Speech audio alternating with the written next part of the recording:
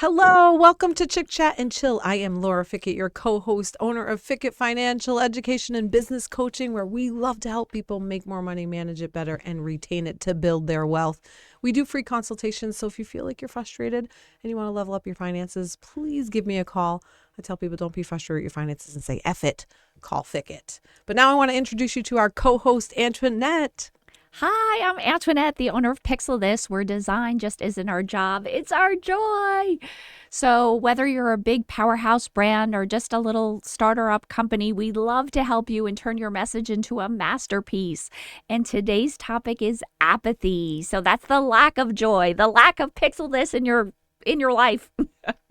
But it's a growing problem in the U.S., I think, and it's just getting worse and worse and worse, where it's just this lack of, I don't know, just, passion and joy and all the things that drive people. So when I was in church a few weeks back, the pastor mentioned that the number one growing religion in the U.S. was, do you know the answer, Laura? I'm going to say television. Wrong. No, it was apathyism, which is something I've actually never heard of, but he explained it. It's not atheism, which is, you don't believe in God. And obviously there's religions where you do believe in a God. This is that you just don't care. You don't care if God's there. You don't care if he exists. You can't relate to the Bible, like nothing. You just don't care. My husband calls these people NPCs. So non-player characters. They just walk through life. I do think people do worship the television. So maybe that's second on the list of growing religions. But I do think that there is this problem where when I was younger, I would get so excited. We would be going to a theme park the next day, whatever, and I would be so excited. I would get a bloody nose. I was just so excited. And I was excited to get my license, and I was excited to go on vacation and travel, and I was excited to eventually own a home and get a better car. And I just don't see that in the next generation. And I've been racking my brain, what is the deal? And it's not just the young people.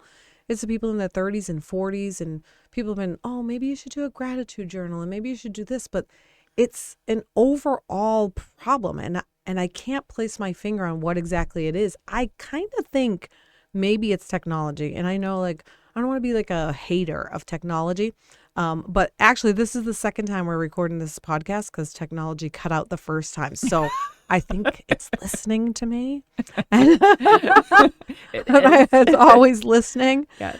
But video games and CGI and you go to these immersive IMAX theaters and it's just so incredible, and your blood is pumping and your adrenaline is pumping, and then you walk away from the screen and it's oh, these are my gray and beige walls, and these I just don't think real life is as exciting anymore as any of this stuff that technology is putting out. And then there is a part of me, our next podcast is going to be on conspiracy theories, but there is a part of me that thinks this 5G may be sucking our energy like a wraith. And so that might be a problem with it. I'm not really sure. But I do think that, if you're playing a video game, I played a video game, Call of Duty. Maybe some of you have played it.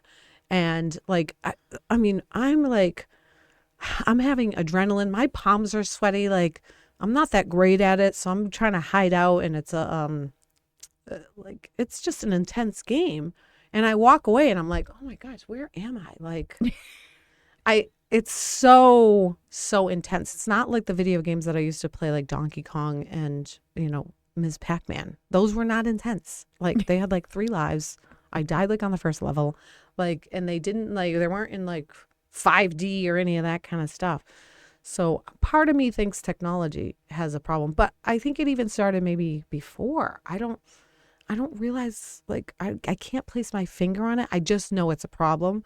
And so maybe we can try to give people tips, but I don't know. Sometimes I'm even lacking as much passion as energy as I had a long time ago, but I think I have all kinds of theories as to why that happens. I think you get crotchety when you get older.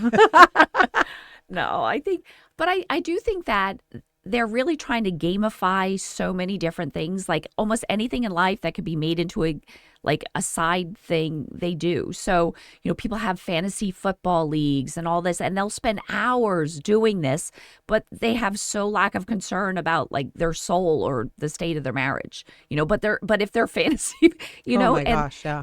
and that's the thing. And, even I remember I used to be a huge football fan before it went really political, but I was obsessed. And I remember I saw one of my friends did this huge football party, like what do you call it? The Super Bowl party. And it was so hard to listen because people were more concerned with point spreads at the quarters and half because they bought a box in a thing, and they couldn't care less whether their team won or lost because it was more about did they make money, and it's that gamify thing to everything. Yes, Which is true. Like, it's a shame. It really is. I don't know what the deal is. I mean, like I said, I think maybe our lives were so crappy that like we were excited to go do something outside of our box, like our house. And now the houses are so set up to be like, I mean, they want you to stay in your house, right? So maybe life is too cushy for people. But I do think that I used to read books when I was a kid. Like I read like The Babysitter's Club. I don't know if that's a book that you ever read. It was a whole series and whatever. I know some people read like the Hardy Boys, and they read all kinds of series. But you would have to like visualize and imagine what was going on when you're reading, and you'd have to use your own brain and come up with, exciting things. Now it's all given to you. Like your phone or any screen, you can just like I'm out and just be a zombie like in front of it. And so if you're training yourself to just sit and be a zombie for a long time, I mean, I guess the effect would be that you would eventually have no passion or no energy for anything. Yeah. And people used to question. It's not like, oh, now they question like, why am I here? People did that when I was younger. It's just we were too busy trying to survive that way. Yeah, back in the caveman. We were so crazy. Back in the city. But like I have this one friend, and I know him in person, but we were also Facebook friends. And he would post these things like 1 minute it was like, oh, I made 50 grand this month and I just bought myself this Rolex. And it was always him bragging about his wins and wins.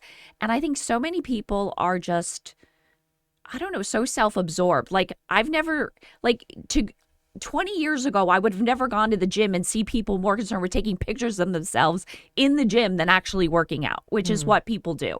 Or they're so concerned about what they wear to the gym. Like, you're at the gym to work out. This isn't like people are more concerned how they post it.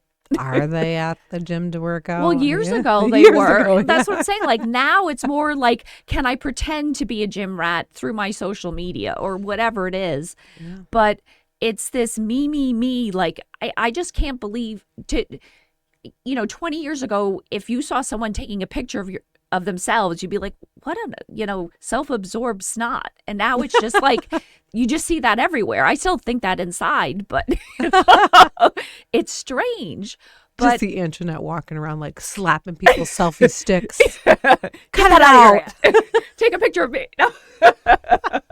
No, but I was saying this whole self-absorbed, and then it was weird because with this guy, the next day he'd post something so depressing like, oh, sometimes I think I should take my own life because blah, blah, blah. And it was this thing about gloating how amazing he is, and then this depressed, like, I don't know, like I'm waiting to the 911 call. But then some people are actually depressed. They have actual, issues going on.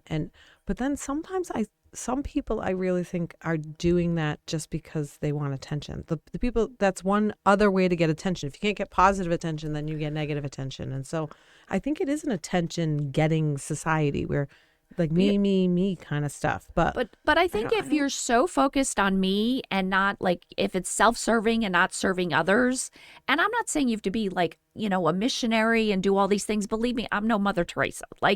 But when people around me, are hurting or need something, I find joy in helping them.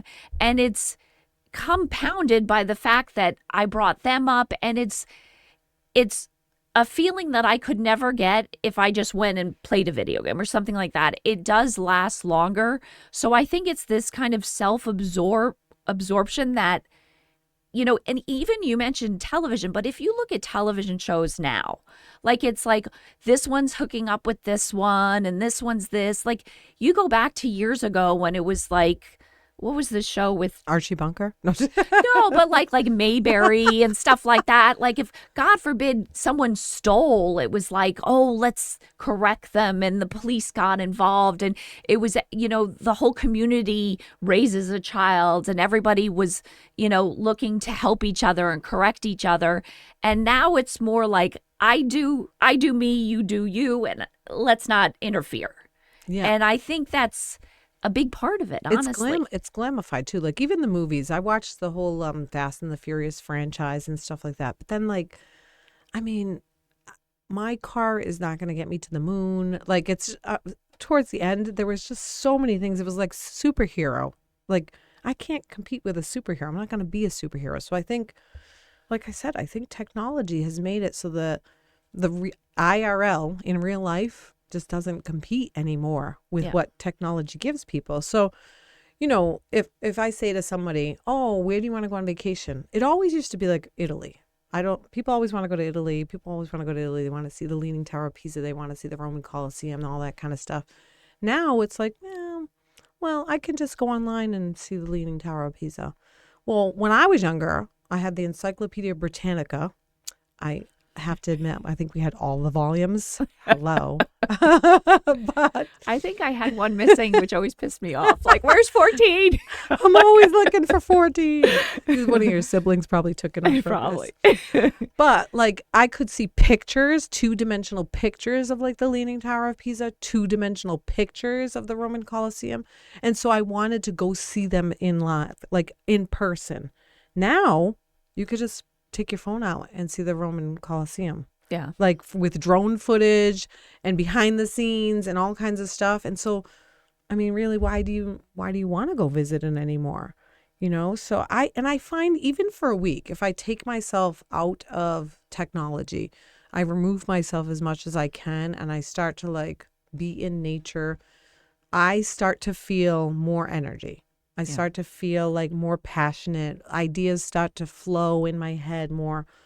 I think, we might have smartphones, but it might be making for a stupid society. Yeah. Like if we did away with smartphones, I'd be very happy because I know a lot of times people will call me and I'm not one of those like phone glued to my hip person. Like, do you have a phone? I actually don't. Wait a second here. Do you even have one? You're lying to our viewers. I had one at one point, and then my mom's broke, and I gave her mine, and I just never replaced it. But I have a tablet, so I do try to keep abreast of like, if somebody sends me a text or an email or something. But there are also times that I unplug, and people get upset, like, "Oh my God, you didn't get this? I sent it to you like an hour ago," and I'm like. Maybe I was watching a movie or maybe I was cooking dinner or maybe she was in the bathroom. Yeah. What do you think I'm eating that I'm in the bathroom? Oh, our male viewers can testify. These trips can take an hour. Yeah, maybe if they had their smartphone in the bathroom. If you took the smartphone out of the bathroom, that'd be 5 minutes. Even the bathroom trip would be more enjoyable without technology. Yeah. But I think like what I'm thinking of, how do you recognize if you have apathy? So to me, I was thinking of this yesterday and I was like, one of the triggers is I know I should do this, but and then you make up an excuse. Like, so there's something inside of you is compelling you to be better or do better. And yet you come up with an excuse. And I think a lot of people do that. I mean, yeah, I think excuses are a huge, we're an excuse society. People don't take responsibility for anything. They say they're going to go somewhere and then they come up with an excuse as to why they can't. And so you can either make things happen or you can make excuses. As I tell people, you can't make both. So yeah, if you're making excuses, yeah, it's true. You know what? One thing I was just thinking about though, like music has changed, right? So I read somewhere, a friend of mine is of Mexican descent, and And they were like, you never see like unhappy. They're always dancing, always listening to music, like happy, happy, happy. Music is really a big part of the culture. And music, I think, has gone downhill a little bit too. So where I used to, when I was younger, I would listen to music and it would be upbeat and I would be like energetic and excited. Now some of the music is depressing. Or, I don't know, maybe there's subliminal messages in there like go eat and sit in front of the television. I have no idea what the deal is, but I think there's all kinds of things that are coming at us all at once that are causing this problem where people don't have that passion or drive or energy anymore for things. But think about it. Okay, so say we're growing up in this generation, and you can see everything online. Like I said, you can see the Roman Colosseum. You can see everything. Like, what vacation do you want to go on? If you can see it all online, you can put a virtual reality headset on and be there. It reminds me of a funny story. So there was this husband and wife. I saw this online, but the husband gave the wife a dart and there was a map, and he said, okay, throw the dart anywhere and that's where we're going to go on vacation. So he goes, we're spending 2 weeks behind the couch. It's true. It's true. But think about it. Like, where would you have excitement to go if, like, you've already seen everything online? Like, you've seen the pyramids. You've seen, not just on a piece of paper in an encyclopedia, have you seen it, like, in virtual reality? Then why? I personally even feel that way. I have a VR headset. There's a game that I play where, like, you exercise, but it takes you to different places like Easter Island and things like that. And I personally have had the thoughts in my head like, well, now I don't need to go to Easter Island. Like, it's crazy, right? Because now I'm going to go and it's like I've already been there, and I'm going to see it for 5 minutes and be like, wow, that was a long, expensive trip just to see these stone Easter Island guys in the ground. The other thing that I think is the problem is with all this technology, they always make this like perfect, and they're making this idea of perfection that's just unattainable. And I saw this thing the other day. It was a video of like the latest robot. So, you without the face, it just looked like something from Terminator or something, like a robotic and the eyes move. You put the face on and it looked exactly like a female, like blinking her eye, like you could not tell. And I was just looking at this going, it's such a shame because there's going to be all these women that are like, oh my God, I have to now make it's this level of perfection that people feel that they're held to, which is ridiculous because now, more live people look like robots and robots look like what a female should look like without the fake this and fake that. And, I do not understand what you are saying. No, but it's right. like Real life is not as glamorous. No, and that's what it is. And I think people feel they have to hold themselves to this crazy thing. Or I think apathy is almost a defense mechanism. So, I'm single, I'm on dating sites, so I see a lot of this stuff. But even when people like write a profile, like, oh, tell me about yourself. Does anybody read these things? Ask. It's, when it comes to relationships, and I feel like a broken record, but when it comes to things like who you're going to spend the rest of your life with, this is a huge, huge thing. If you're going to put more like effort into what's the next speaker you're going to buy for your house, then the person you could potentially spend the rest of your life with, you're in problems. You're going to, and then if somebody doesn't like you, oh, it's their problem. Yeah. Like they have one photo of Blurry wearing glasses 50 feet away. And if I'm like, I don't even know what you look like. Well, what do you, they don't want to put the energy and the effort and the time and the passion or any. No, it's crazy. And then even when they text you, it's the same, like, hi, how are you? What are you doing? How's your morning? How's your day? It's the same thing. I think we all need to unplug. Yeah. Not during our show. No. And not during like taping, like so we have to record a third time. Not during our show, but after our show, I think you need to unplug until next week when you can watch our show again. Yeah, listen on a Walkman, taking a walk. We're all gonna get flip phones. 2026. New goal, flip phones for everyone. Yeah. I really do think like if I could just text and call, that my phone would be like fantastic. I'm going to try and unplug. They do, people are like, oh, I want to do diets, or they're like injecting themselves to try and lose weight and all kinds of like, I never watch really shows that, especially commercials, but my husband and I started watching this show and it has commercials because we don't pay for the premium, whatever. And almost every commercial is like pills. Oh my God. My mom was saying that. Insane. Yes. It's like pills, injections, like drugs, like all kinds of stuff.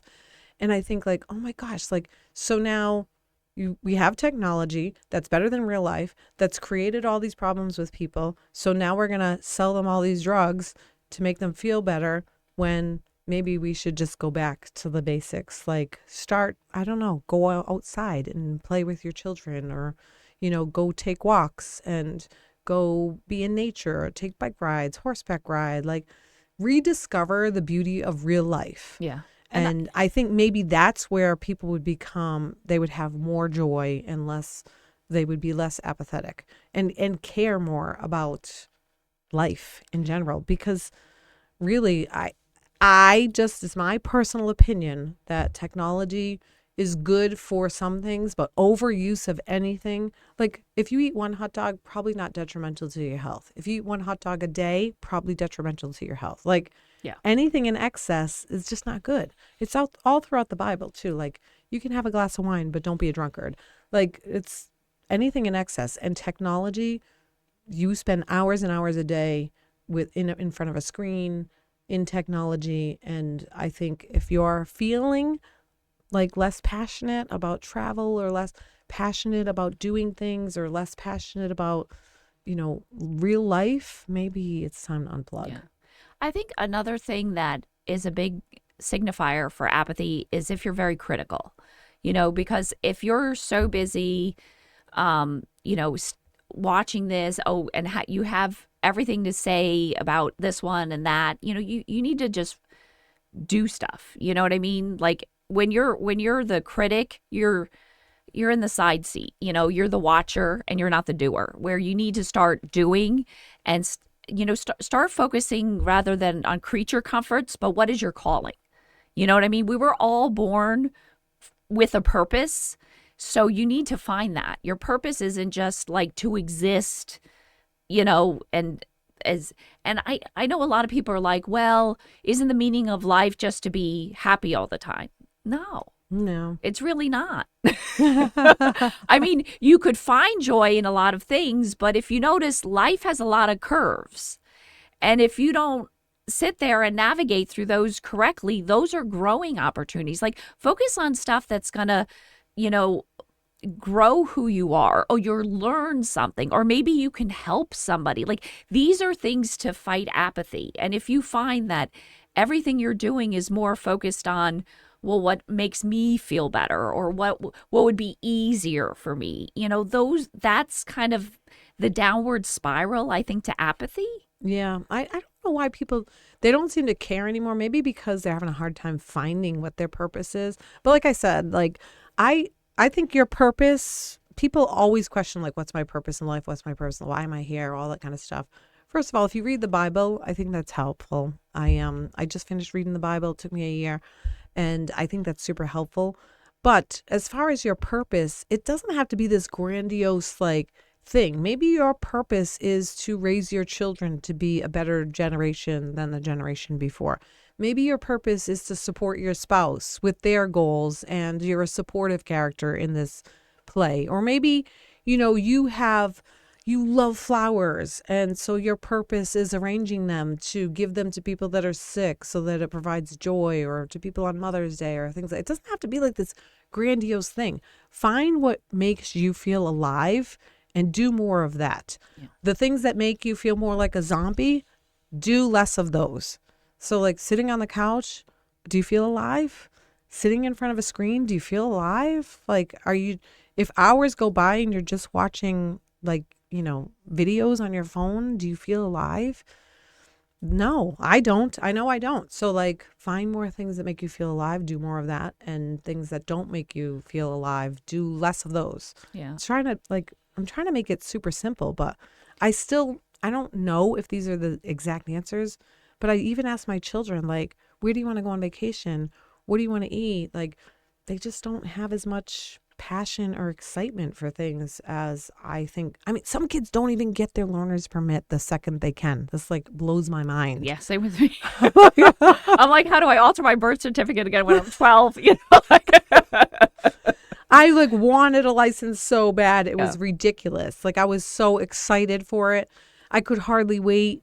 And people now are like, yeah, well, if I get it, I get it. If I don't, I don't. I'm like, what? Yeah. It's like I'm looking at a foreign creature or a non-player character. The other thing, and I'm not trying to knock like anybody's parenting styles, and definitely not yours. I think you're a phenomenal parent. I am close enough to reach her in the studio.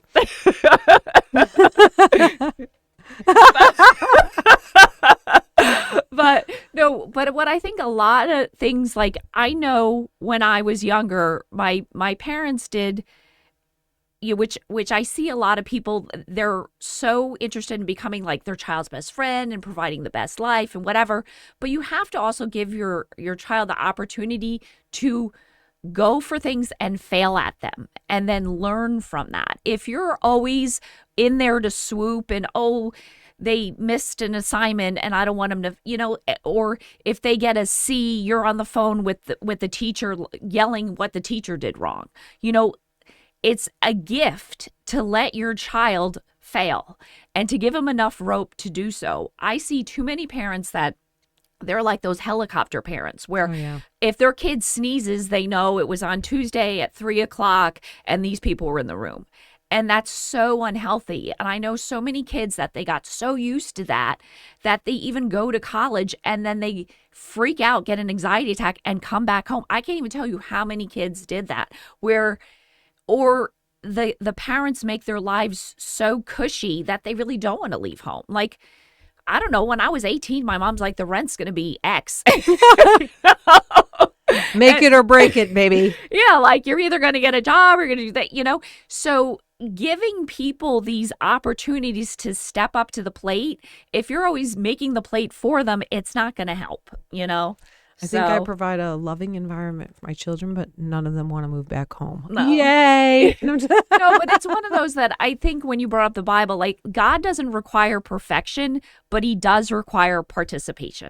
And effort, and that I think is what's lacking. And I think that's something that if everybody just questions, what's an area that I really need, it doesn't have to, you don't have to overhaul your whole life, but just pick an area that you really just took a backseat to and start there. Unplug. Yes. Try and unplug. We got to close things out. And so time goes by fast around here. But the next topic, I think it's going to be fun. It's going to be about conspiracy theories. I don't even know if you can call them conspiracy theories anymore because some of them are so true. But we're going to discuss it. I have a lot that jumble around my head. I really actually should invite my husband as a guest host, but he wouldn't put himself in front of the camera. But I do hear a lot from him. So I get a lot in the Fickett household. But that's going to be a fun topic. So we're going to close things out today. Do you have any last words before we do? No, but I'm excited for that topic too, because there's so many that are so, I think, accepted, as the norm. And it's let's punch some holes through a couple or yeah, for sure. So until then, never stop laughing and never stop learning. See you soon.